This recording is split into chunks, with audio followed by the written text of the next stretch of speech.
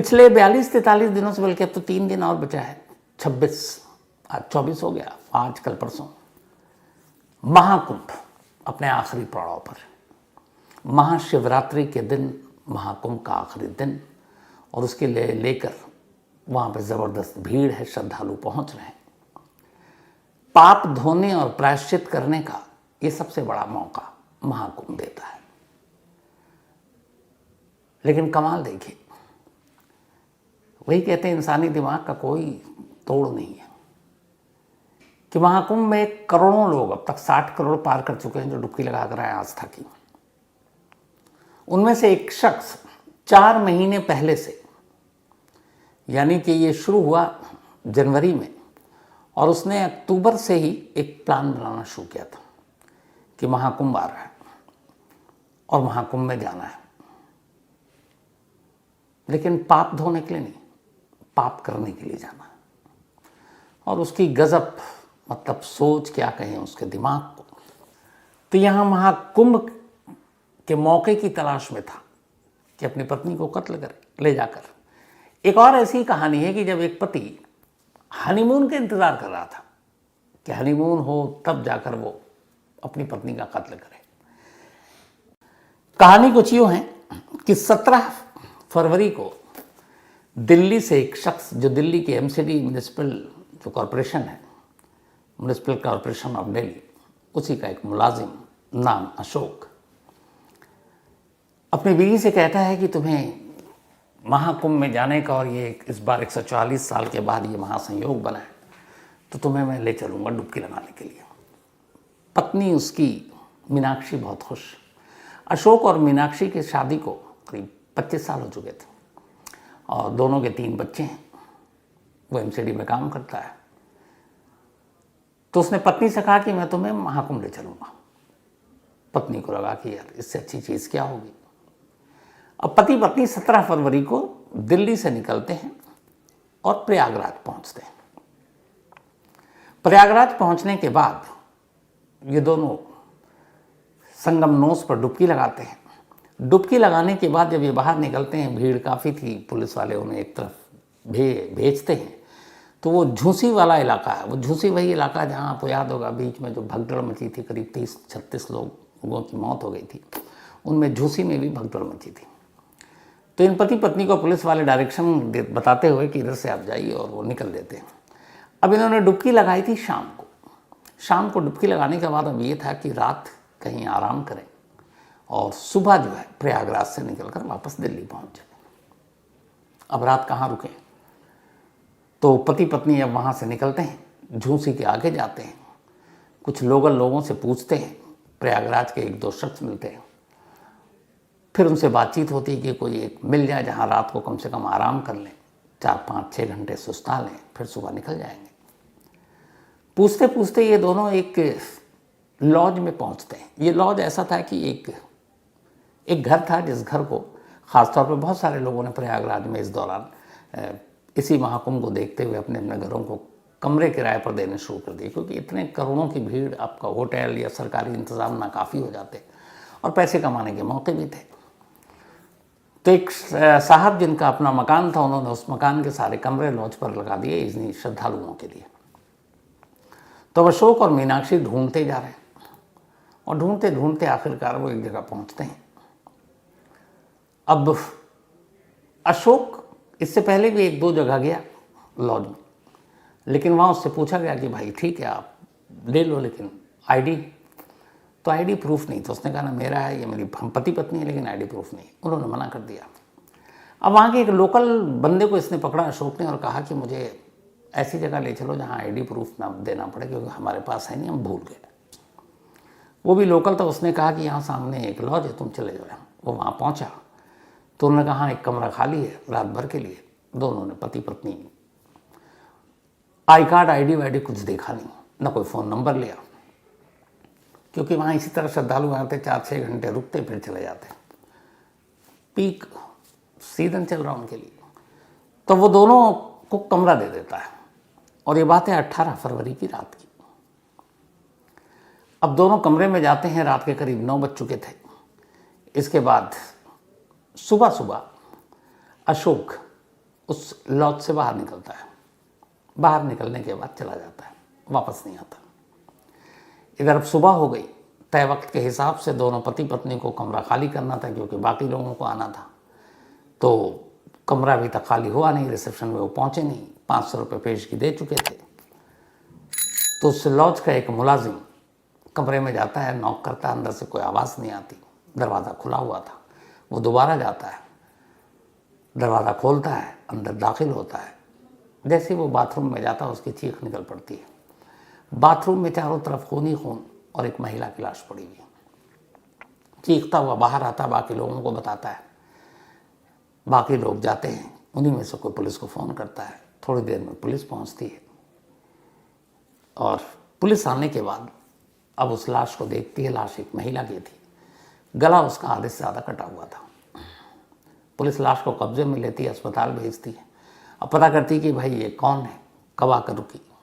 तो जो भी रिसेप्शन पे था, एक ये टेम्प्रोरी लॉज घर को जैसे बना रखा था, तो वहाँ कोई ऐसा इंतज़ाम भी नहीं था, ना CCTV कैमरा था। तो पता चला कि कोई रजिस्टर तो मेंटेन ही नहीं है। तो अब नाम कैसे पता चले, कहाँ से आया, ये पता नहीं। कोई ID प्रूफ देखा, कुछ जमा किया, फ़ोटोकॉपी। उन्होंने कहा नहीं साहब, हम कहाँ, यहाँ पे तो लोग थके हारे आते हैं, कुछ घंटे गुजारते हैं और चले जाते हैं। तो हमने मांगा ही नहीं। अच्छा, पुलिस को भी लोकल पता है, इतने लोग आ रहे हैं कि कहाँ कौन ID क्या देखें। तो कुल मिला के कहानी ये कि अब एक महिला की लाश पड़ी है, 2 लोग यहाँ आए, लेकिन जिस लॉज में रुके उस लॉज के किसी भी मुलाजिम को और किसी को भी ये पता ही नहीं कि वो दोनों पति पत्नी थे भी कि नहीं थे। जिस महिला की लाश मिली उस महिला का नाम क्या था, जो उसके साथ आया था वो कौन था, मतलब ज़ीरो, कोई जानकारी नहीं। अब पुलिस लाश को कब्जे में लेती है, अस्पताल भेजती है और मोर्चरी में रख देती है। लाश की तस्वीर ले लेती है। अब चूँकि कुंभ में करोड़ों लोगों की मतलब आना जाना, पुलिस के ऊपर बहुत जिम्मेदारी। अब पुलिस वो लाश को भी और देख के ही था कि ये मर्डर का केस है। पुलिस ने कहा थोड़ा सा ये महाकुंभ खत्म हो तो इसके बाद इस केस को देखते हैं। अब लाश मुर्दा घर में है, आगे कोई तफ्तीश नहीं हो रही है। 18 के बाद 19, फिर 20 फरवरी की तारीख आई। 20 फरवरी को एक 21-22 साल का लड़का प्रयागराज पहुंचता है। प्रयागराज ट्रेन से जाता है, स्टेशन से बाहर उतरता है और पहले स्टेशन पे जो पुलिस थी उससे कहता है कि महाकुंभ में मेरी माँ आई थी डुबकी लगाने, पर वो लौटी नहीं, गायब हो गई है। और मेरे पापा ने ये कहा है कि हम साथ में थे, डुबकी लगाई और उसके बाद इस भीड़ में वो अचानक उसका हाथ छूटा और वो गायब हो गई। जब महाकुंभ में बहुत सारे लोग गुम होते हैं, फिर मिल जाते हैं। तो उसने तस्वीर दिखाई, तो उसने पूछा कि कहाँ डुबकी उबकी लगाई। तब उसने कहा हाँ, ये पापा ने मेरे एक अपने मोबाइल पे एक वीडियो डाला था डुबकी के फ़ौरन बाद का, तो ये वीडियो है। उस रेलवे के पुलिस ने उस वीडियो को देखा और वीडियो देखकर घाट पहचान गया। उसने कहा कि देखो ये उधर झुंझुनू के पास जो है वहाँ जाओ, ये उसी एरिया का है। अब वो वहाँ से भेज देता, वो पहुँचता है उसी एरिया में। अब वो वहाँ जाने के बाद जब पुलिस वालों से मिलता है तो तस्वीर दिखाता है, कहता है कि ये मेरी मम्मी है और आई थी 17 फरवरी को और उसके बाद से गायब हो गई है। तो वहाँ के जो पुलिस के इंचार्ज थे वो तस्वीर देखते हैं और वो तस्वीर देखते ही उन्हें कुछ याद आता है कि इस तस्वीर में जो महिला है इसको कहीं देखा है।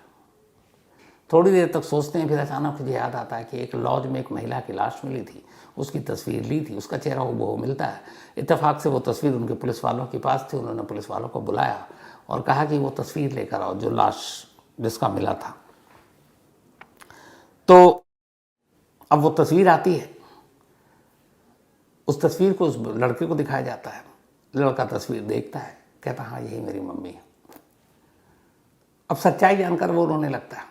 खैर कुछ धोखा ना हो इसके बाद पुलिस उसको कहती है कि चलिए आप मोर्चरी मुर्दा घर में आप पहचान लीजिए। वो लड़का मुर्दा घर पहुंचता है। मुर्दा घर जाने के बाद जब लाश दिखाई जाती है तो वो कपड़ों से और बाकी चीज़ों से अपनी माँ को पहचान लेता है। माँ का कत्ल हुआ था। अब बेटा परेशान। इधर बेटा आया तो अब पुलिस को पहली बार पता चला मरने वाले महिला का नाम मीनाक्षी है, वो दिल्ली की है। और बेटे के बयान के हिसाब से उसकी माँ अपने पापा के उसके साथ 17 फरवरी को प्रयागराज आई थी संगम में डुबकी लगाने के लिए। 18 फरवरी तक सब ठीक था। 18 फरवरी को डुबकी लगाने के बाद उसके फादर ने संगम का एक वीडियो बनाया 28 सेकंड का। 28 सेकंड में उन दोनों की डुबकी की जो वीडियो थी, ज़्यादातर लोग, लाखों करोड़ों लोग अपने अपने स्टेटस पे लगा रहे हैं। तो मीनाक्षी का भी ये वीडियो डुबकी लगाते हुए उसके फादर ने, यानी मीनाक्षी के पति ने, अपने मोबाइल के इस पे व्हाट्सएप के स्टेटस पे लगाया था। पुलिस ने कहा लेकिन तुम्हारे पापा कहाँ हैं? तो उसने कहा पापा का फ़ोन आया 20 तारीख को, बल्कि 19 तारीख को, और उन्होंने कहा कि देर रात फ़ोन आया कि अगर डुबकी लगा कर आए और तुम्हारी मम्मी गायब हो गई, हाथ छूट गया और यहाँ बहुत भीड़ है, ढूंढ रहा हूँ, कहीं मिल नहीं रहा हूँ, परेशान हूँ। और फिर उन्होंने कहा तुम परेशान मत हो, मैं यहाँ जब तक ढूंढूंगा नहीं लौटूंगा नहीं। पर बेटे ने कहा कि मुझे फिक्र हुई क्योंकि पापा भी परेशान है, मम्मी गायब है, उससे पहले भगदड़ की खबर सब सुन चुके थे, तो कुछ भी हादसा हो सकता है। तो बोला इसीलिए मैं प्रयागराज आ गया। अब जब पुलिस ने ये सारी कहानी सुनी तो फिर एक टीम को लगाई कि इस महिला के कत्ल की ज़रा पहले सुलझाओ। अब पुलिस की टीम उस लॉज के पास पहुंचती है। जब लॉज के पास पहुंचती है, वहाँ कोई सीसीटीवी कैमरा नहीं, कोई एंट्री थी नहीं। उस लॉज को जाने वाले रास्तों पर कुछ सीसीटीवी कैमरे लगे थे। तो पुलिस उस टाइमिंग के हिसाब से, जो लॉज वाले ने बताया कि ये लोग 18 फरवरी की रात को आए थे, उस टाइम के आगे पीछे की सीसीटीवी तस्वीरों को खंगालनी शुरू करती है। इत्तेफाक से 2 ऐसी सीसीटीवी तस्वीरें सामने आती हैं जिसमें मीनाक्षी नज़र आती है, उन्हीं कपड़ों में थी, और मीनाक्षी के ठीक पीछे एक शख्स नज़र आता है। अब जब वो तस्वीर पुलिस देखती है तो उसके बेटे को दिखाया जाता है। बेटे का नाम जो है अश्विन है, उम्र 22 साल। तो बेटा पहचान जाता कि हाँ ये मेरे पापा हैं। उसके बाद उस तस्वीर को जब लॉज वाले को दिखाया जाता है कि ये बताओ उस रात ये जो 2 आए थे, पति पत्नी बता रहे थे, इनमें ये दोनों हैं। लॉज वाला पहचान जाता है कि हाँ साहब यही दोनों थे। तो असल में अशोक और उसकी वाइफ मीनाक्षी थे, यही दोनों पहुंचे थे। अब ये कंफर्म हो गया कि इस लॉज में अशोक अपनी पत्नी के साथ रुका था। तो क्या कत्ल अशोक ने किया? अब पुलिस के सामने ये सवाल था, लेकिन जब तक अशोक नहीं मिलता, सवाल के जवाब मिलते नहीं। अब अशोक को पुलिस ढूंढ रही है, ना वो दिल्ली पहुंचा, ना कहीं प्रयागराज में, ना बेटे से कांटेक्ट कर रहा है। पुलिस का अब शक गहराया। फिर पुलिस ने चाल चली। उसने अश्विन से कहा कि तुम अपने पापा को फ़ोन करते रहो, मैसेज डालते रहो, और जैसे ही फ़ोन उठाए तो तुम्हें कुछ बात करनी है। पुलिस वालों ने बता दिया क्या बात करनी है। इत्तेफाक की बात है कि 2 रोज़ बाद अश्विन ने फ़ोन मिलाया, घंटी बज गई। अशोक ने फ़ोन उठाया। उसने कहा पापा मम्मी मिल गई है, आप यहाँ आ जाइए। तो अशोक को सारी जानकारी तो थी नहीं कि बेटा पुलिस तक पहुँच चुका है। वो सीधे कहता है ठीक है मैं आ रहा हूँ, उसको बताता है किस जगह पे पहुँचना है। वो पुलिस वाले को बताता है। पुलिस वाले उस बेटे के साथ उस जगह पर सादी वर्दी में इंतज़ार कर रहे होते हैं। थोड़ी देर में अशोक वहाँ पहुँचता है और पुलिस उससे दबोच लेती है। दबोचने के बाद अब पुलिस उससे पूछताछ करती है। थोड़ी ही देर में वो सारा खुलासा कर देता है। अशोक मीनाक्षी की शादी को काफ़ी अरसा हो चुका था, लेकिन बाद में अशोक की ज़िंदगी में एक और महिला आ गई। ये बात मीनाक्षी को पता चली। मीनाक्षी उसे टोकती, उससे झगड़ती, और ये झगड़ा आए दिन का चलता रहता। अब चूँकि बच्चे बड़े हो गए थे तो अशोक को लगा क्या करूं, बट उसे ये भी था कि जब तक मीनाक्षी है तब तक उस दूसरी महिला से वो शादी भी नहीं कर सकता। तो रास्ते से हटाऊं तो पुलिस पकड़ लेगी। तभी वो ये सारी चीज़ें कर रहा था। इसी दौरान में सोशल मीडिया, अखबारों में महाकुंभ की तैयारियों की खबरें न्यूज़ चैनल पर, अखबारों में आने लगी कि इस बार महाकुंभ में 40 से 45 करोड़ लोगों के पहुंचने की उम्मीद। महाकुंभ के पहले दिन जो शाही स्नान है उसमें इतने करोड़ लोगों के पहुंचने की उम्मीद। उसके बाद कब कब शाही स्नान, कौन कौन सा अखाड़ा, किस किस दिन ज़्यादा भीड़, ये सारी चीज़ें उसने देखना पढ़ना शुरू किया। और उसी दिन उसने तय किया कि इससे बेहतर मौका नहीं है। महाकुंभ में वो अपनी पत्नी को ले जाएगा और वो खुशी खुशी तैयार हो जाएगी आस्था की डुबकी लगाने के लिए, और उसी डुबकी के बहाने वो वहाँ एक नया पाप करेगा, अपनी पत्नी को मारेगा। इसके बाद पहले से ही सारी तैयारी, 17 फरवरी को पत्नी को लेकर प्रयागराज पहुँचा, और जानबूझकर उसने वो इलाका चुना जहाँ सबसे ज़्यादा भीड़ है, जो झुनून बताया आपको। वहाँ पे इसने डुबकी लगाई शाम को। डुबकी लगाने के साथ वीडियो बनाया, वीडियो को सोशल मीडिया पर अपने व्हाट्सएप पे डाला ताकि पूरे ख़ानदान को सबको पता चले कि देखो दोनों डुबकी लगा चुके हैं, डुबकी ही लगाने आए थे और दोनों खुश हैं। इसके बाद वो वहाँ से निकला। अब उसका टारगेट ये था कि उसे किसी ऐसी छोटी जगहों पर कोई लॉज या कमरा लेना है, मतलब लॉज में जहाँ एक तो सीसीटीवी कैमरा ना हो और दूसरा कोई आईडी प्रूफ ना मांगे, क्योंकि आईडी प्रूफ देने से फिर खुलासा हो जाएगा।